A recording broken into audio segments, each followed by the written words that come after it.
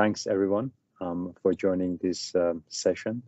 And on behalf of PES committee members, I would like to thank you, Mehdi, for accepting the invitation to give us this talk, a very interesting topic. So the topic for today's presentation is frequency stability and resilience supports from hydrogen electrolyzers. So Julius will introduce Mehdi. So, and after that, so the scene is yours, Mehdi, for the presentation. Thank you. Thank you, Ali. So Mehdi is an associate lecturer at the University of Melbourne, the Electrical and Electronic Engineering Department. And he's recently completed his PhD in power systems at the University of Melbourne. And his research interests include power system dynamics and stability, system strength, grid integration of renewables, and hydrogen technologies and the controlled converter-based resources. So thanks, Mehdi, for giving us this talk. So the floor is yours. Thank you, Julius, and thank you, Alireza.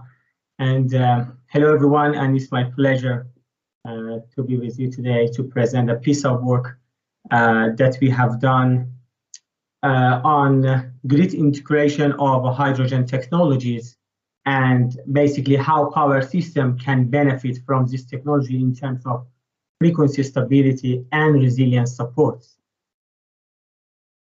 So here is the outline of my presentation. I'm going to start my presentation with a little bit of context on frequency stability and resilience issue and what are the potential basically mitigation solutions, including frequency support services from electrolysis plants, and then to highlight the relevance of this work to the real life applications. I'm going to demonstrate and present some real life example of frequency support from electrolysers. And in the second part of the presentation, I'm going to talk about a novel unified dynamic modeling framework that we basically developed to be able to analyze and assess how and to some extent these technologies can help us in terms of frequency stability support. And this part is followed by some case studies. And as we are in Australia, I said, let's have some case studies in the context of Australian networks to make it a little bit more interesting. And so I'm going to show you some case studies in the context of Australian power system with 50% renewable. That's a projection that we hope to reach as soon as possible, but by 2030. And in the context of the August 2018 separation event. So the idea is what would have happened if we had electrolyzer during this separation event. And I'm going to finish my presentation with key remarks. We heard a lot about this story that grid integration of renewables and replacement of synchronous machines basically are driving power system into low inertia conditions. And very nice comparison between low inertia and high inertia. On the right side of this slide shows that we are going to have faster frequency dynamics. The situation with ROCO would be worse than the nadir or even zenith in the case of over frequency events would be worse. So in fact, in renewable rich, low carbon grids, we are going to face with higher risk of frequency instability. And let me interpret it in another way, that we are going to have faster frequency dynamics. It means that in a portion of second, the frequency may reach to operating region of protection schemes. We have some protection scheme in the system that basically work based on the frequency or even ROCOF. So for example, what I'm showing here is secondary photovoltaic trip. If frequency goes below that, so some PVs would trip, and if or another protection scheme is under frequency load shedding. If frequency goes below that, so we are going to see load disconnection. Or in the case of over frequency condition, if frequency goes above over frequency generation shedding, so that's a risk of generation trip. So in fact, not only we are going to have frequency stability problem, but also one event may lead to a couple of events, let's say a chain of events in in low carbon grids. So basically we are going to have higher chance of cascading failures.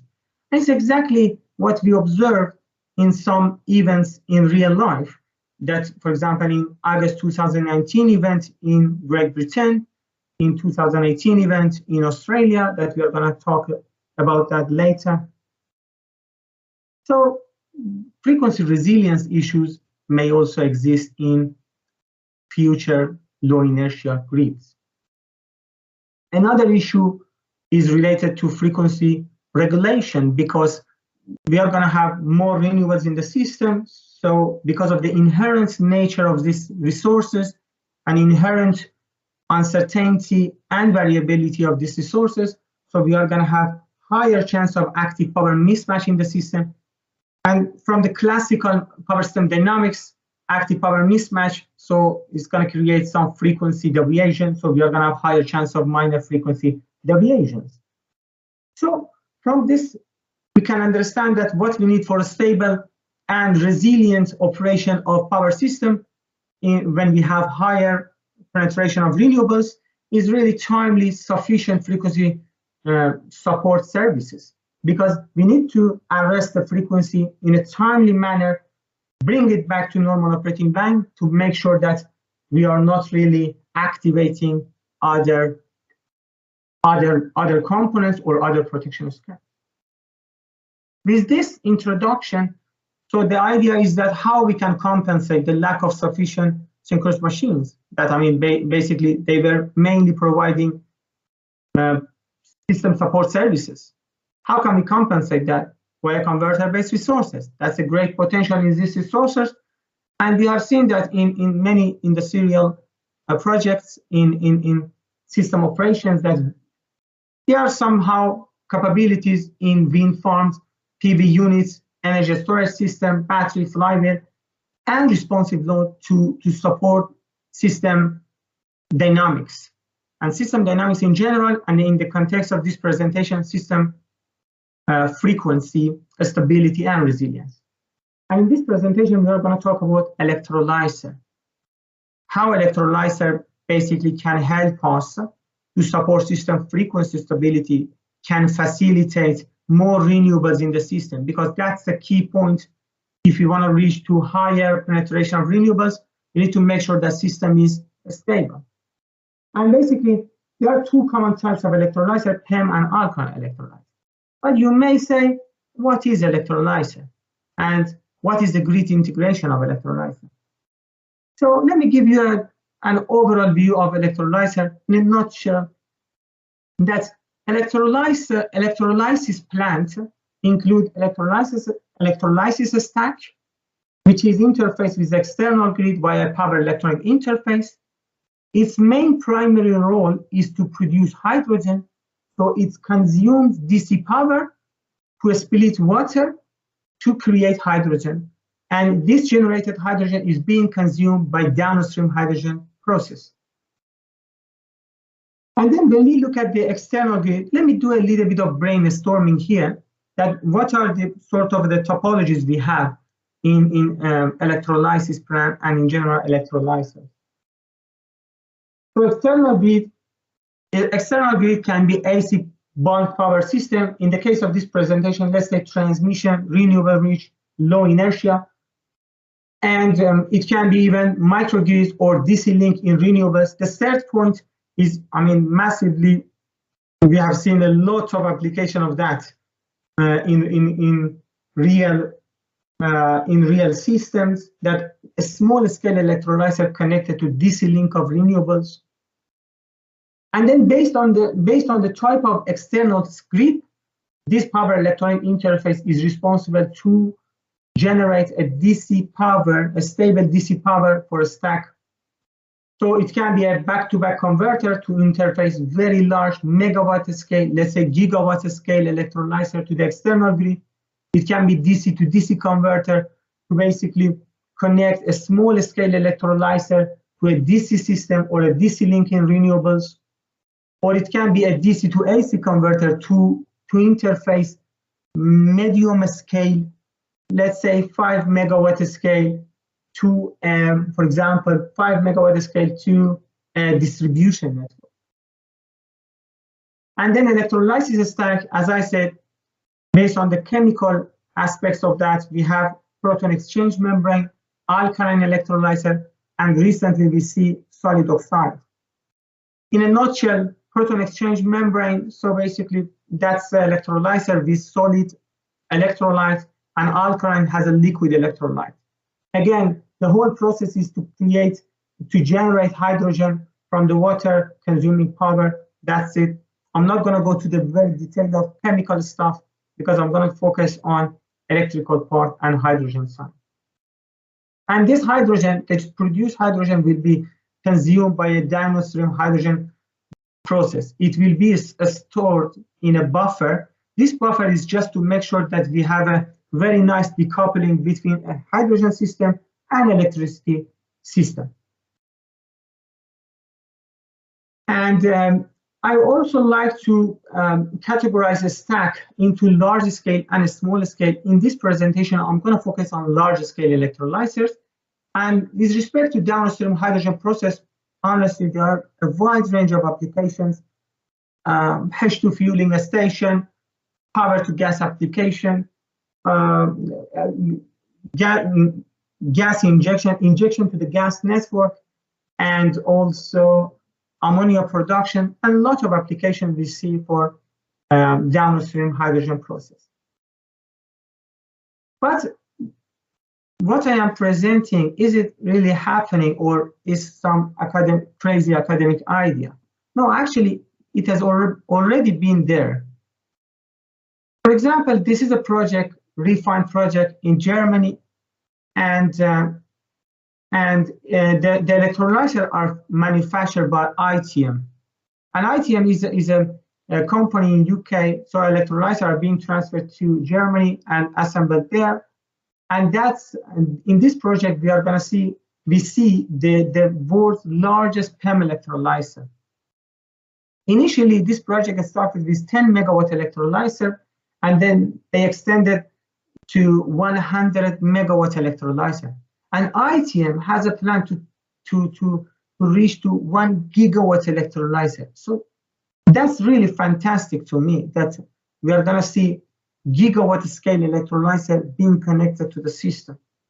In this project, that's a modular electrolyzer. That's a very high-tech component that each module is 10 megawatt and is connected to 11 kV. And this project and electrolyzer in this project primarily is responsible to produce hydrogen for oil industry, for refinery. But at the same time is providing some system dynamic support to the system, some system dynamic support. For example, grid balancing, frequency stability, and recently I've seen that they are working on voltage stability and control, system strength support, and that's really fantastic. And the response time of this electrolyzer is in the order of milliseconds. Let me tell you, to reach from 10% of the rated power, from 10% to 90%, it only takes 300 milliseconds. So imagine 100 megawatts.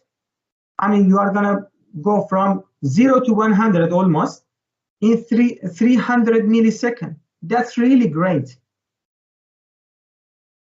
So that's the first project. Or another project is, again, in Germany, Energy Park in Mainz, Germany. That's a hydrogen hub over there. And there are some wind farm, and the excessive power in wind farm are being basically used in electrolysis plant to produce hydrogen.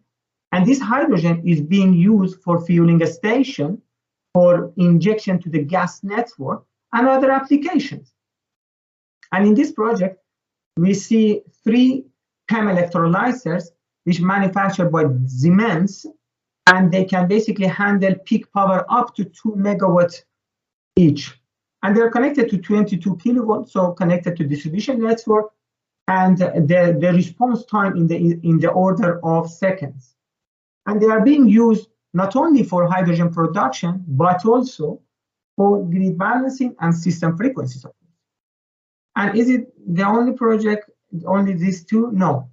I can tell you tens of projects in Europe that they are utilizing electrolyzer and electrolysis technologies for grid support services. So lots of things going on in Europe that's really interesting to me. Or even this project, Hydrogenic, the Ontario grid, that they used electrolyzer in 2012 to provide frequency regulation. That was the alkaline electrolyzer. And then they extended the project for PEM electrolyzer as well. So lots of things going on. I heard that recently in South Australia, they are also working on the hydrogen hub and installing electrolyzer to provide system support services as well. And I hope to see more projects in Australia. But you see that in different parts of the Europe, Netherlands, Australia, and Denmark, they are working on some project to demonstrate electrolyzer capability for system frequency support and system dynamic support. So actually it's happening, but when we look at the fundamentals, the principle, the physics of these technologies, I mean, few things have been available. So the first question that I'm going to answer, what types of dynamic support we can get from electrolyzers? What are the benefits and challenges?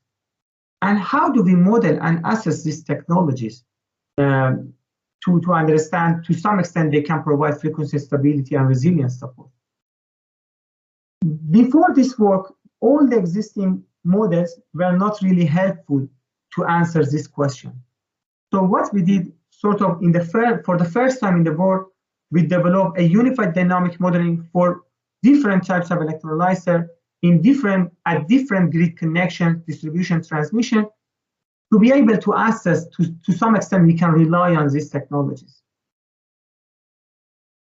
So this unified dynamic modeling framework basically starts with a very simple sketch that basically includes three parts.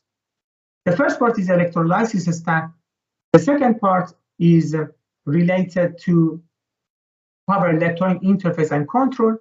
And the third part is related to downstream hydrogen process and buffer. When it comes to electrolysis stack, it includes three sub-models. We really try to be very accurate because this type of modeling should be used to capture with good fidelity the actual capability of electrolyzers.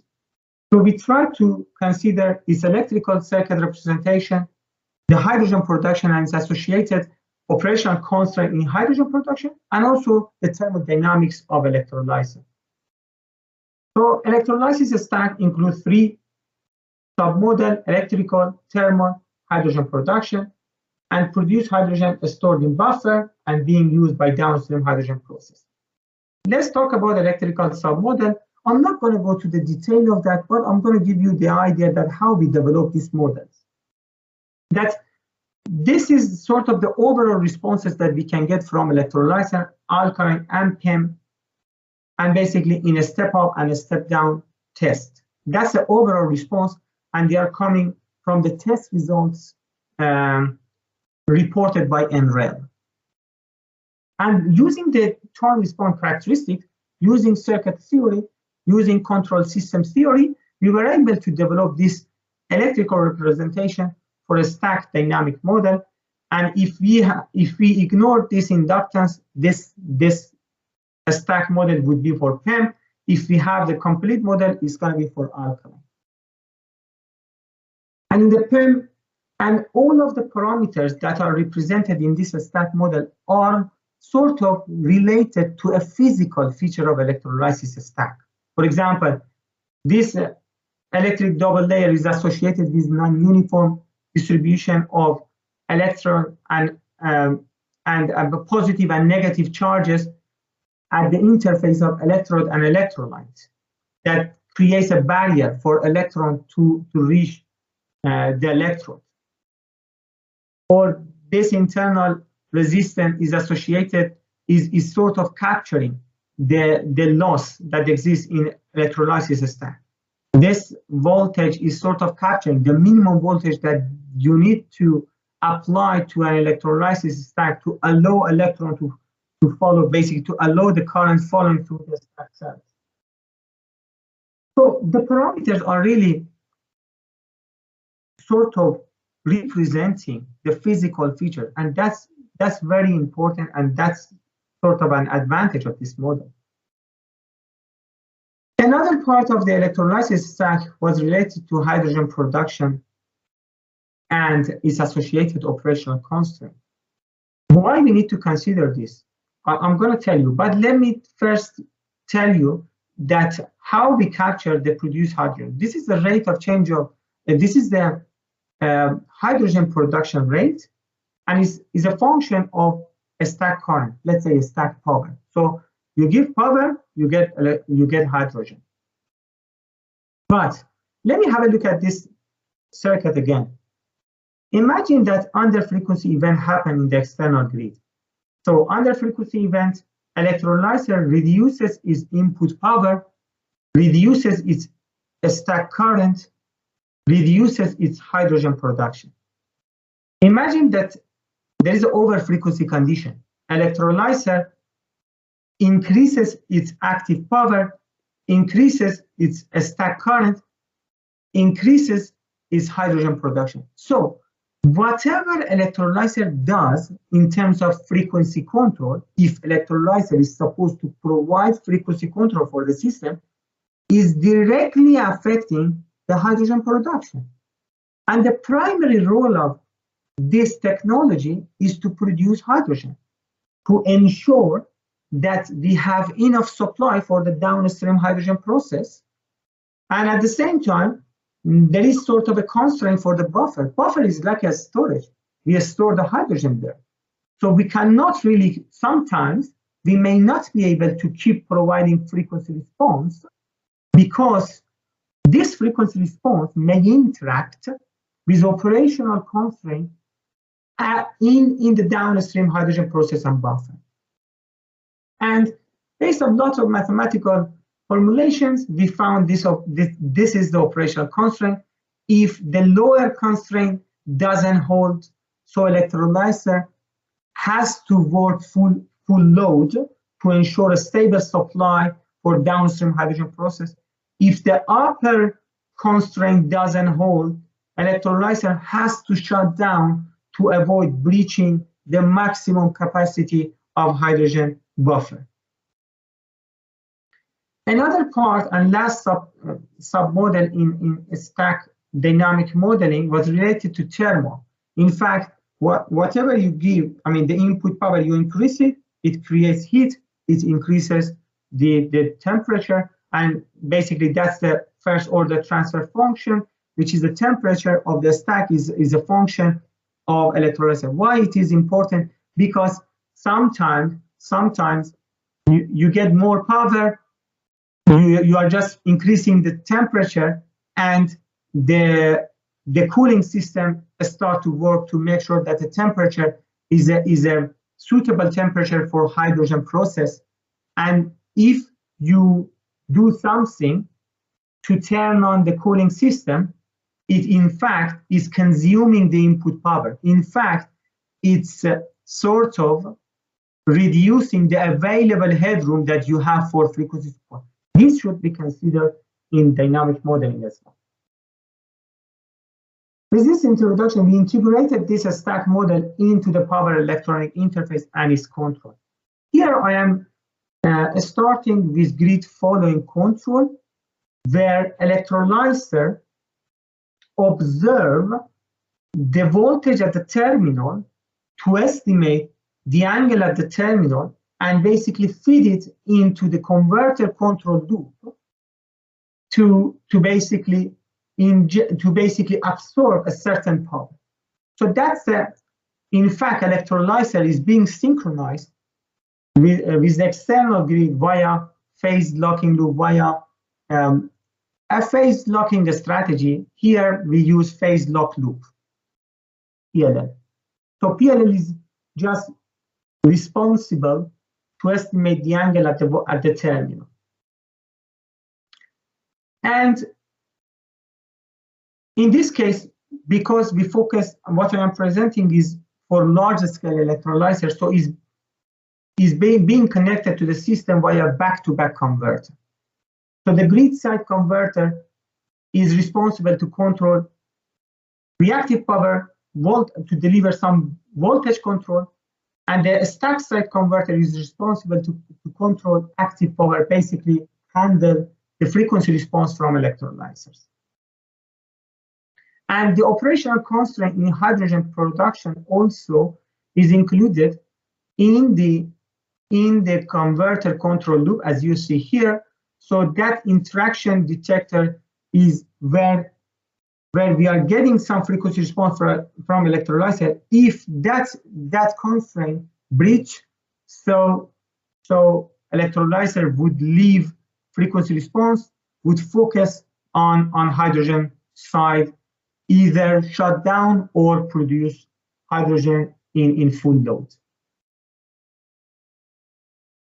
And what else is important here is active power reference strategy, which is basically governing the frequency response that you are going to get from electrolyzer. So if electrolyzer is equipped with droop control, so it provides contingency FCAS to the system, and if it receives the AGC signal, is able to also provide regulation. And for FCAS for long-term duration, for example, in Europe, they provide FCAS for a time interval of 1 hour. This 1 hour may be a little bit tricky, may result in increase in stack temperature, and may also interact with the frequency response from electrolyzer. This is also included in the active power frequency reference strategy that is shown in part C. Another model that we developed is for sustained droop response. What if electrolyzer behaves like PVs here in Australia and keeps frequency response even during the frequency recovery? This is the model that should be used for sustained droop response. And in some cases, electrolyzer is able also to provide rock-off-based response if it is equipped with the strategy shown in part B. But I mean, measuring rock-off is tricky, as you may know, that it has some noises, so some certain things should be taken into account. And both strategies can further be developed to account for the thermal submodel, as I explained in the previous slide. And that was about the grid following the electrolyzer. But what if we want to get some virtual inertial response? Yes, electrolyzer can also provide virtual inertial response. And it's very interesting. Virtual inertial response from load side. I mean, we heard about virtual inertial response from generation side, but because they are very large loads, they are also able to provide virtual inertial response if they are equipped with virtual synchronous machine control. How is this control working? In fact, it internally supply a converter control loop by a voltage phaser to virtually set up a stiff voltage behind an impedance at the terminal to ensure and maintain the synchronism of electrolyzer. So this is the model that we developed for VSM electrolyzer. And basically VSM control, you see, this is the internal voltage phaser that being supplied to converter control loop. And what we want is to have the terminal voltage like this, like the modulated voltage. And by this way, first, we are going to increase this, the synchronization capability of electrolysis plants. The second thing is that it's going to give the effect of virtual inertial response to the response that we get from electrolyzer. So the active power response that we get from electrolyzer would have virtual inertia effect as well, in addition to FCAS services. So let's recap. The model that we propose includes electrolysis stack modeling for PEM and alkaline electrolyzer, includes electrical, thermal, hydrogen production submodels, all the associated nonlinearities and operational constraints. It includes the operational constraint in hydrogen production and thermodynamics. The model that we developed includes power electronic interface and control. It also includes active power reference strategy for continuous F-gas, regulation of gas, virtual inertia response, sustained group response, Rokoff-based control, all of these things. So it's really a very comprehensive modeling framework that we try to develop to make sure that we can really understand, to some extent, we can rely on this technology. So let me show you some case studies. The first case study is about fast frequency response from electrolysers. In this case study, we aim to understand the benefits that electrolyzer can have to low inertia system. To do so, we simulated the Australian network with 50% renewable. That's the energy target by 2030. And that's the generation and load data. We use 14 generator model.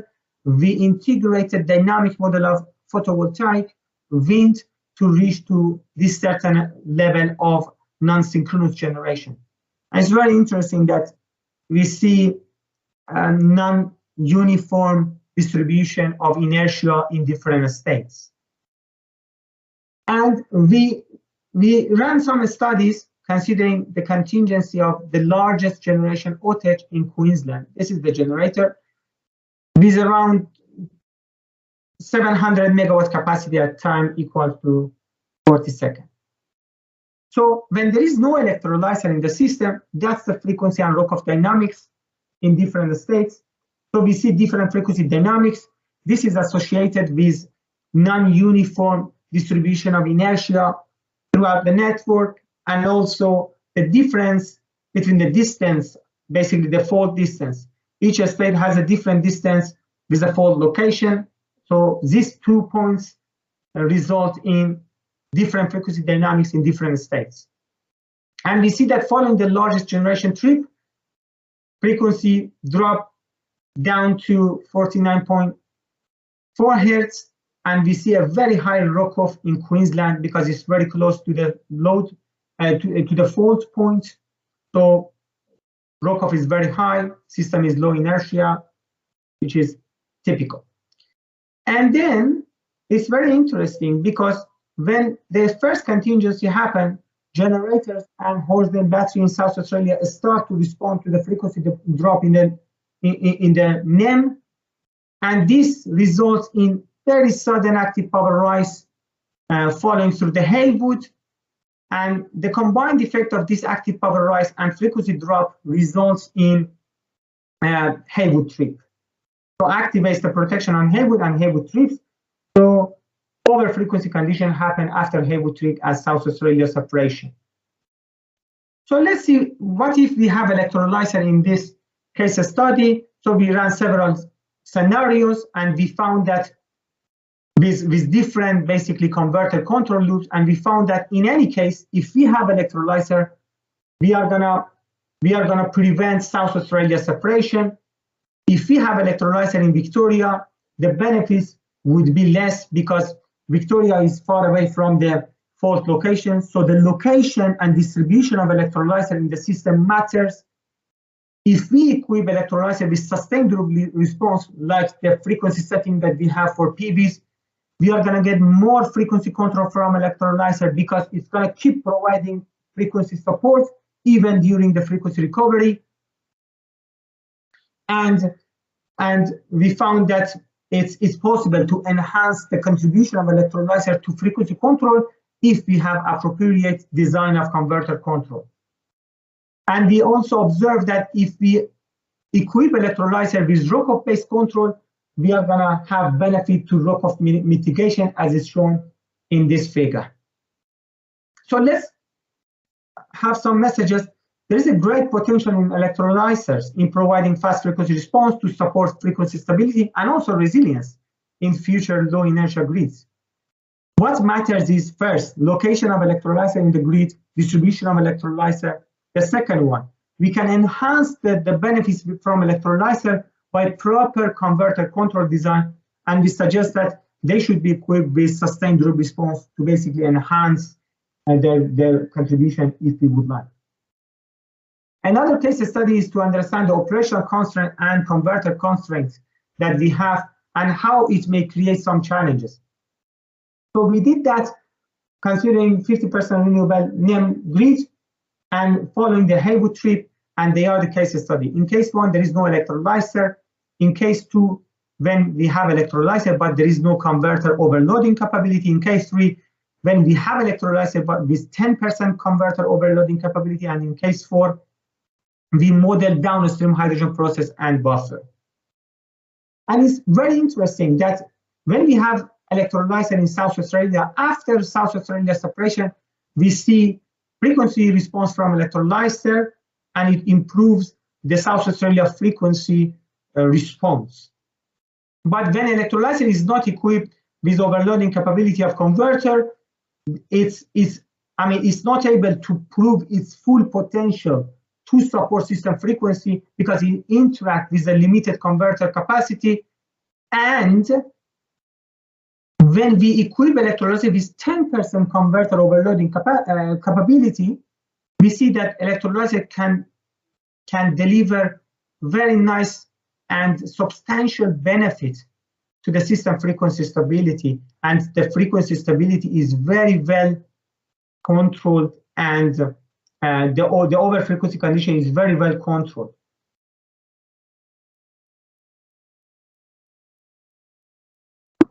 And in case 4, we modeled the downstream hydrogen process and buffer. So first, electrolyzer provides over frequency response by increasing its power. It increases in power, is fantastically controlled the frequency response in South Australia. But this power increase comes with the increase in hydrogen production, as I explained. And it increases the hydrogen volume in the downstream buffer. So it keeps providing over frequency response, hydrogen increases, and it reaches to the maximum level of the buffer. Electrolyzer has to shut down because it can't, the buffer cannot store any more hydrogen. And then, because of this shutting down, electrolyzer basically poses a higher risk to frequency stability of South Australia. This is really critical. If we want to get frequency support from electrolyzer, we got to be careful about the operational constraint in downstream hydrogen process. So what should we do? So for the first challenge, we can have a converter overloading capability. For the second challenge, what is important is hydrogen electricity cross-sector planning. So if we aim to get some frequency support from electrolyzer, this is the key, that we should run some cross-sector planning between hydrogen and electricity system. And this is really possible, and this challenge can well be mitigated. Another case study is about regulation of gas. What we did, that we used the model that we developed for regulation services, and we also compared it with the regulation service from battery. This is the IEEE signal that we reproduced, and this is the reproduced response from Hornsdale battery. And we observed that PEM electrolyzer is, the response from PEM electrolyzer is very similar to the response from the battery to track this agency signal. And even the alkaline electrolyzer is providing, in a very great way, frequency regulation for the system. And interestingly, in this case, we shouldn't be worried about the operational constraint in downstream hydrogen process, because the regulation service is not a very massive change in active power, so it's not going to affect the hydrogen dynamics in the buffer. So what is the message? That there is a great potential in alkaline and PEM electrolyzer for regulation of gas, and they can be alternative for batteries in terms of to provide regulation services. Another case study, let's understand, can electrolyzer provide virtual inertia response? Yes, it can. We did that, the simulation model, again, considering the Haywood trip. The power was being transferred from South Australia to Victoria. After Haywood trip, we assume grid following electrolyzer and VSM control in the South Australia grid. And we observe that when electrolyzer is equipped with virtual synchronous machine control, it provides up to 145 megawatt in 250 milliseconds. So basically electrolyzer increases its input power in a very short period of time. That's equivalent to the virtual inertial response from load and helps with rock-off mitigation a lot, as you can compare these two numbers.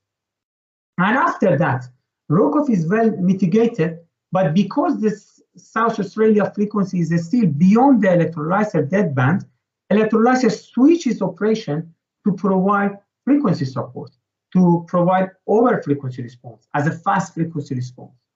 So that's a fantastic dynamic behavior that we can get from electrolysis plants. But when we have grid following, electrolysis is only able to provide 90 megawatt.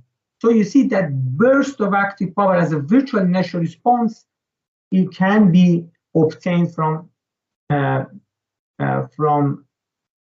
electrolysis plants. And then we compare it with the VSM battery, when battery is equipped with virtual synchronous machine control. And we observe that almost the same behavior between PEM electrolyzer and battery.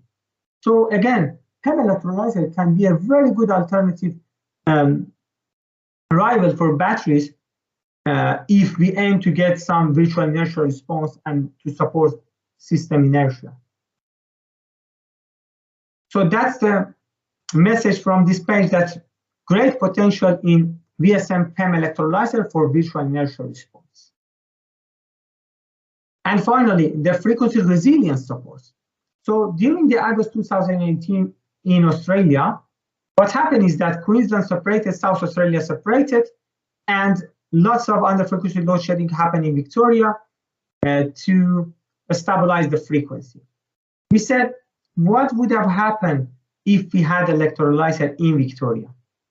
According to this simulation, we could have prevented the South Australia separation if we had 500 megawatt electrolyzer in Victoria. We could have prevented 1 gigawatt under frequency load shedding if we had 500 megawatt electrolyzer in Victoria.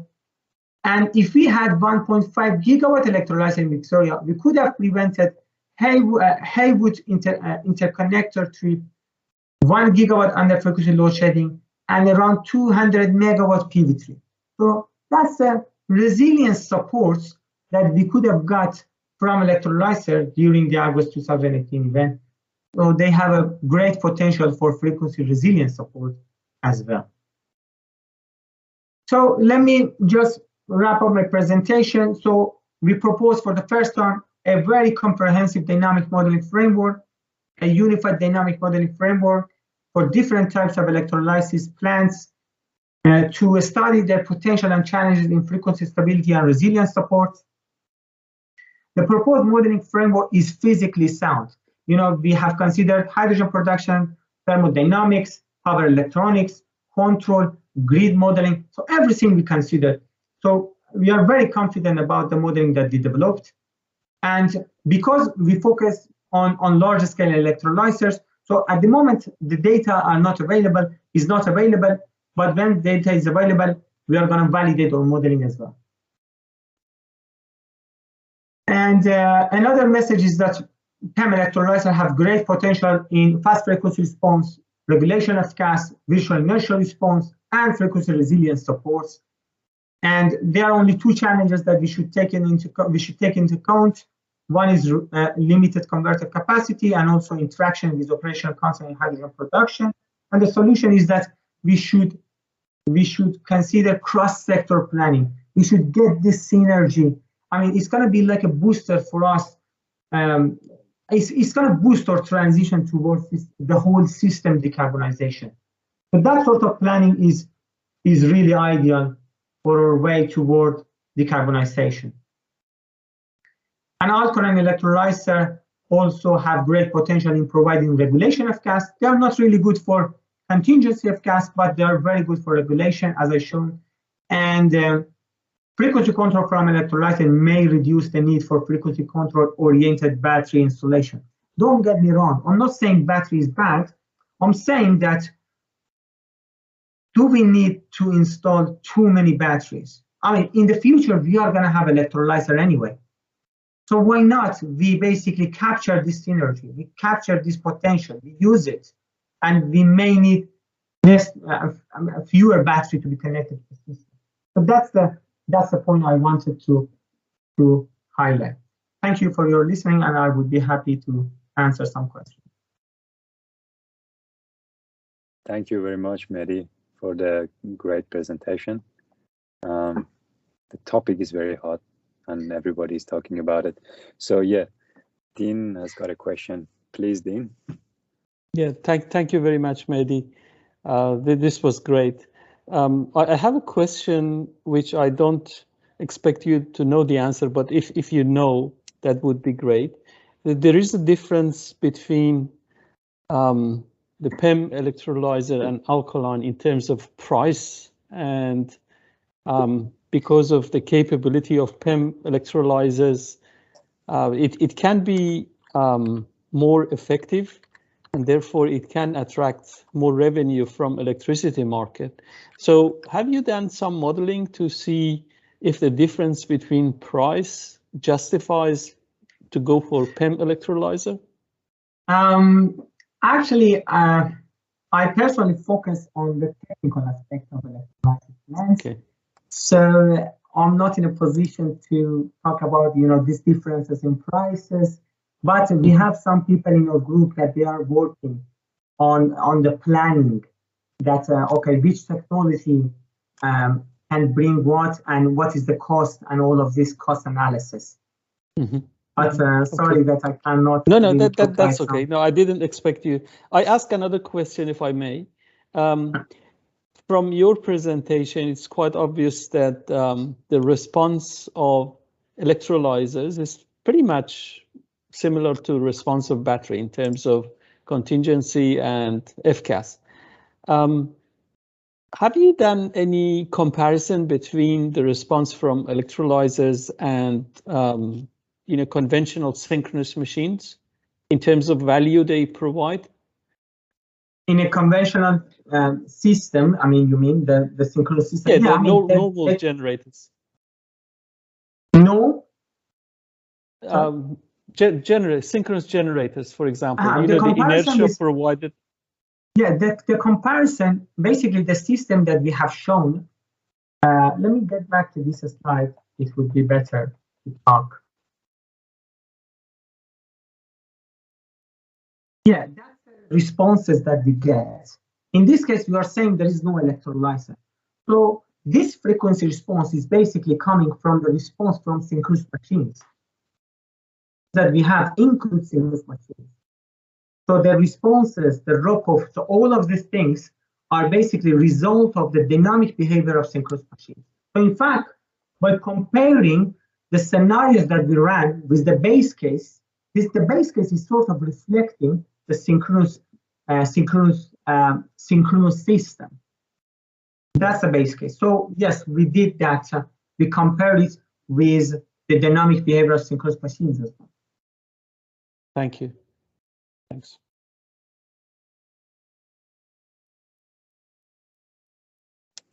One question I've got, Mehdi, following Dean's question about the inertia that electrolyzers can provide. What is the limitation, like how much they can provide? Is there any limitation? Because synchronous generators, they inherently provide system inertia, right? Post a generation loss, and they can support up to maybe 5 times of their rating. About the electrolyzers, what is the limiting factor? So are they limited definitely to the inverter capacity, right? Yes, so the first limitation is 20%, 30%. The first limitation is coming from the converter capacity, and I expect to provide two times that is rated active power input. So they can provide up to 2 times of their the rated capacity. So it's going to be less than synchronous machines, definitely, but it's something. Yeah, sure. Thank you. No worries. If anyone else has got any question, please type in the chat box.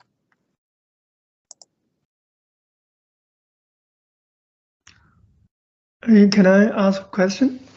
Yes, sure, go ahead. Thanks so much. Really interesting presentation. I'm wondering, do you see a large frequency control market in the future if, you know, we have lots of batteries, for example, at the moment we see lots of batteries project in the pipeline.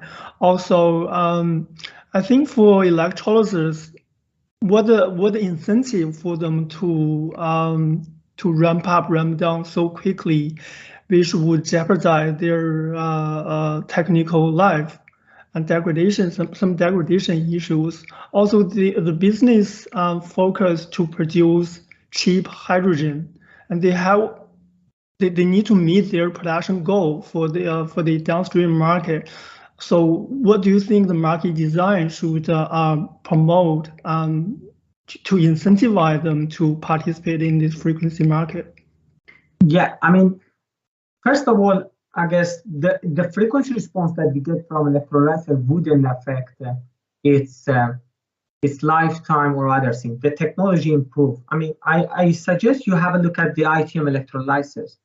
They achieved this technology. It's providing frequency support, and it's a fantastic technology that they developed. So I really see that the technology is improving.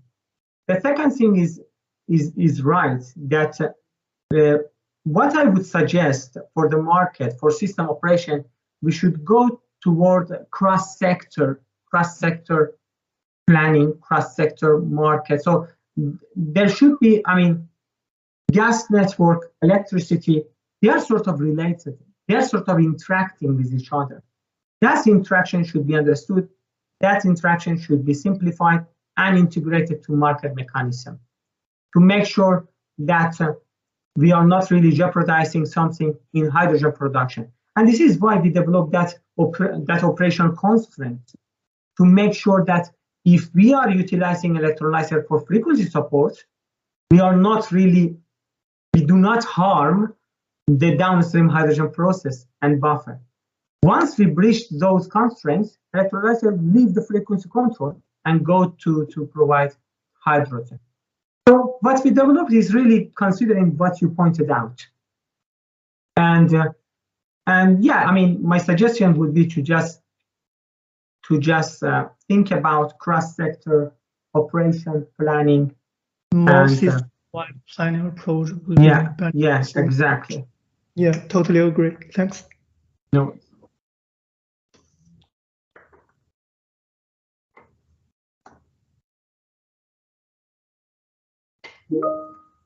We've got a question from Matthew Lee from AMO. How resilient are electrolysers to large voltage disturbances? That's a good point. That's a very good question. Let me go to this slide that I mentioned, grid-side converter to provide reactive power control. I mean, I was reading a report telling that electrolyzer would increase the demand for system strength. I mean, it's not really the case. We can also get some system strength support from electrolyzer. I mean, electrolyzer, yes, I mean, this is, for example, grid following. We know that in very large voltage disturbances, I mean, they are vulnerable. But based on the design that you get on your converter control, you may be able to mitigate that. If you prioritize reactive power over active power, you are able to maintain synchronism. So there are lots of discussions that make it possible to keep synchronism even during large voltage disturbances. Not only keeping synchronism, but also support the system. and I believe electrolyzer can do it. I mean, I've done some studies, and very soon I'm going to have some research outputs on voltage, reactive power, system strength support from electrolyzers.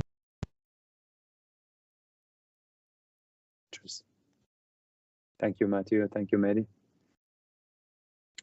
Any other questions?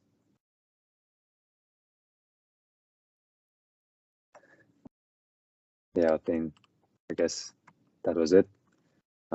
Again, thank you, Mehdi, for the great presentation, and thanks for your time. I know it's late in Melbourne, and but that was very nice to meet you. I really enjoyed it.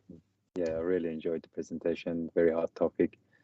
Thank you again, and enjoy the rest of your night. If you've got any other, just please. Thank you. But if you have any question, just drop me an email. I would be happy to answer any question. If you need any help with the modeling parameters, I would be really happy to answer and to provide you with further information. And that's my email that you can drop me an email. Thank you, Mehdi. We will upload the video in our website. Thank you so much. All right. Thanks, everyone. No worries. Have a good time.